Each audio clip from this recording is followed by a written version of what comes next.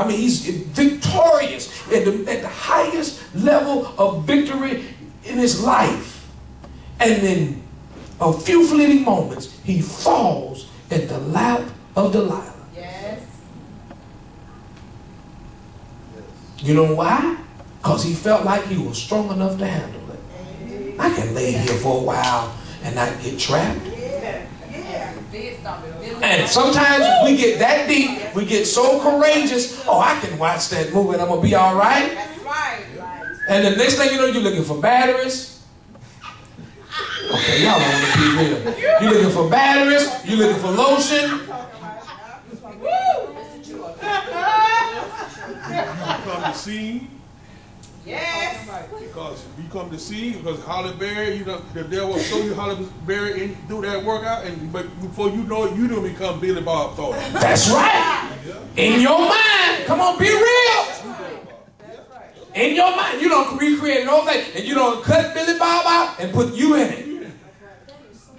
You do it. I'm honest. So the question is, why is it such a beast? Because it is an operation of your flesh. And because you have experienced it, your flesh already has an experience with it, and your flesh always desire to recreate the experiences that made it happy. That's right. Yeah. Once your flesh experiences something, that's where cravings come from. You eat a certain food, and all of a sudden you be in the middle of the night, you'll get up and drive across town to get a donut. You be praying the hot sign on, speaking in tongues, because your flesh is now craving for something, an experience that it had. And if you get there and the hot sign ain't on, and you still get a donut and you bite it and it ain't right, you'll be mad. Because you didn't get the same experience. You get home, warm it up, and you'll still be frustrated. And so that's what happens when your flesh does not get what it desires. It starts to aggravate you and frustrate you. And then it motivates you to want to satisfy it because you want to calm it down because it's aggravating you too much. It wants the same experience it had. And it ain't ever going nowhere.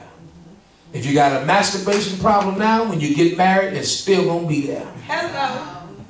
You'll be waiting for him to go or waiting for her to go. You'll still find your porno tapes and hide them up under the bed. And then, okay, y'all don't want to keep it real. If you have a pornography problem, if you have a masturbation problem, you can have all the sex you want with your spouse. If that is an issue for you and you enjoy doing it for yourself, you will still find ways to do it for yourself. He or she will catch you masturbating, or it'll happen. Trust me. You're right. Yes. So only you being spiritual and in right relationship and constantly putting yourself in the mind that you need to be in will overcome that fleshly thing. Yes. Deliverance is going to come through you maintaining an intimate relationship with Yahweh. And listen, you say, well, it don't happen when it cast it down, because you quit casting down and start focusing on the imagination. Okay. I'm going to try that again. Because he said that, listen, he's mighty, pulling down every stronghold. If you bring that thought into the captivity of Yahushua HaMashiach, then you can be free. But what happens is we start out binding it. I cast it down.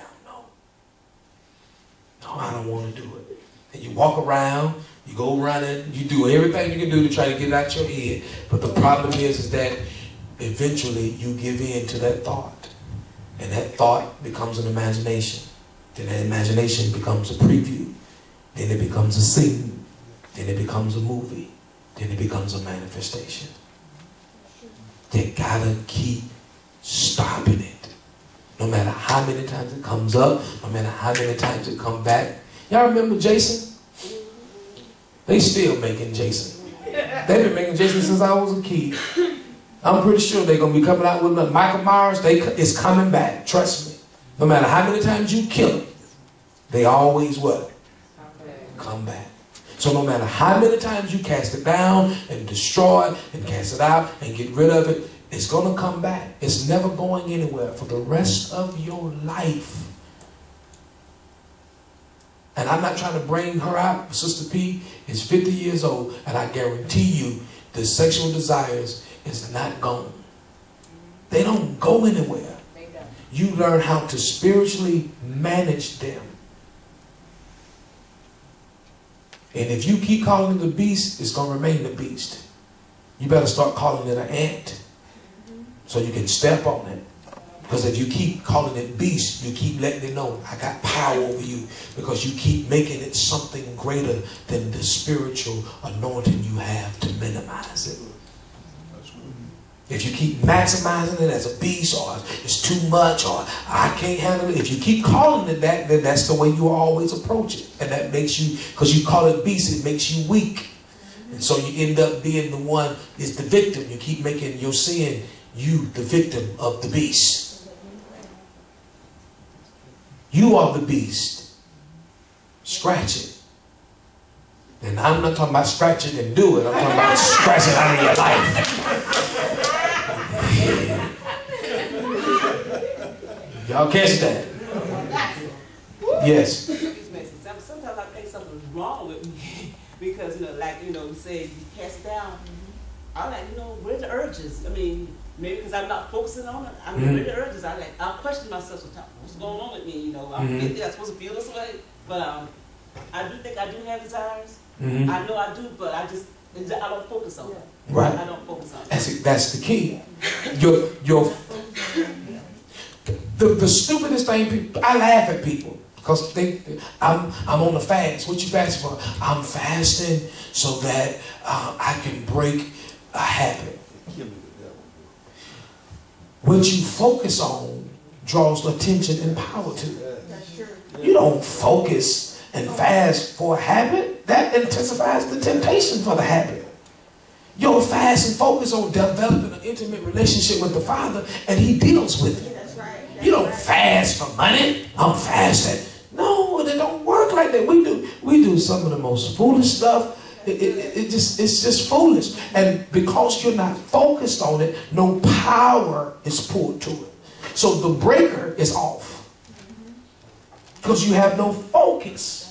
Some of us got too much current flowing because that's our focus. And we don't like, whether it's conscious or subconscious, it's a focus. You're right.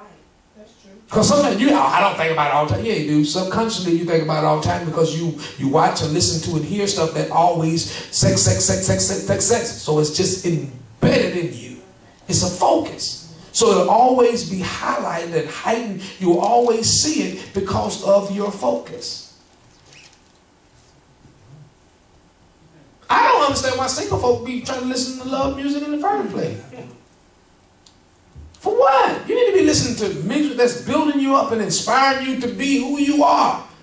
Why are you listening to love music? Why are you doing yourself like that? You ain't got nobody. You sitting there listening to music. I mean, it's crazy. And put yourself in that emotional frenzy.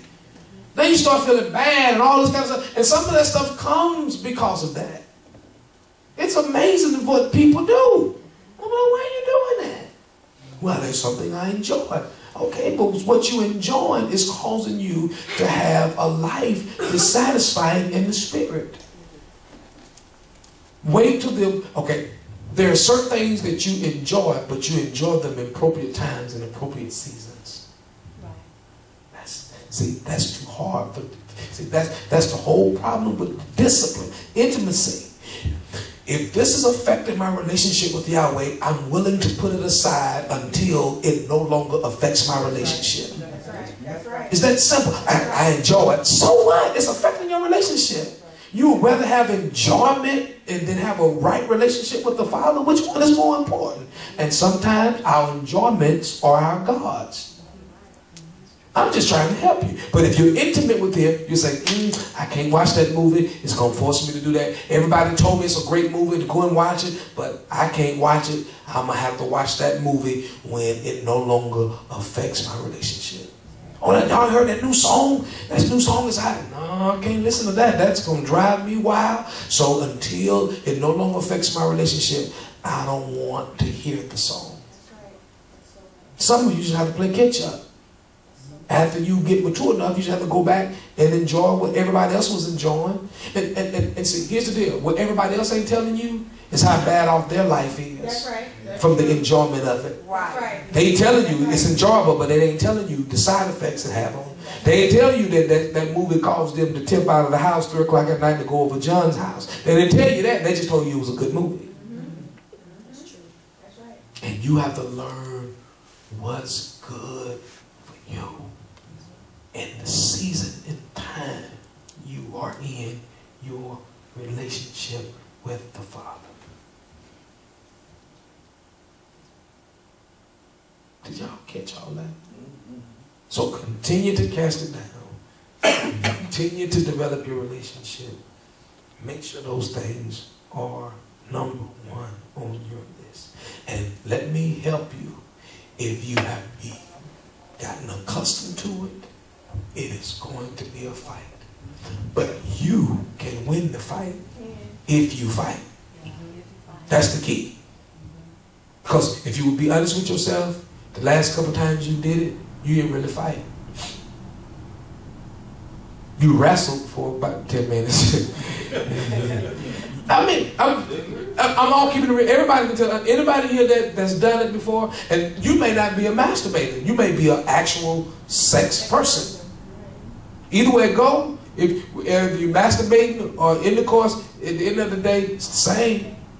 Because when you masturbate, you're imagining something. And so it's all the, listen to what I'm trying. Now, I'm not saying, this is on tape and it's on record. I'm not saying just because it's the same, you not do it with yourself and go do it with somebody else. Well, he says the same. No, it has different implications.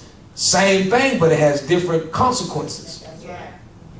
Because the real thing causes deposit. It's a transfer of spirits.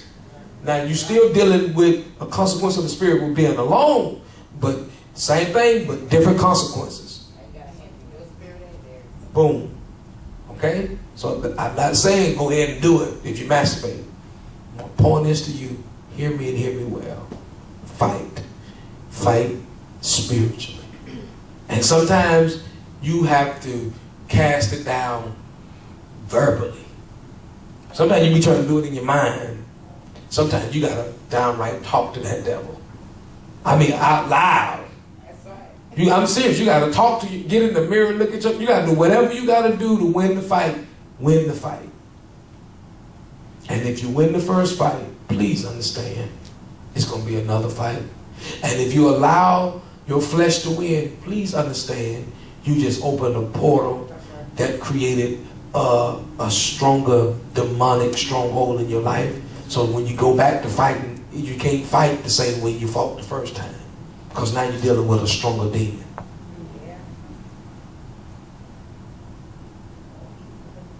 Are y'all with me? So keep the fight. Because it's going to continue to come to your mind. It's going to continue to come. And you're going to have to continue. Greetings. Again, this is Apostle Anthony R. Fleming. I want to thank you for taking the step of changing your life. Now, we want you to get in touch with all the materials that we have available. You can find us on YouTube at Anthony Fleming Ministries. There's some videos on there that will absolutely change your life. But this is what we really want to do. Hit us at behindcloseddoors@yahoo.com and send us some questions in that you need answered so that you can get delivered from the things that are plaguing you. Also, come and see us and have a great experience at Affecting the World Ministries, 3801 River Drive, Columbia, South Carolina, 29201. We look forward to seeing you in the experience.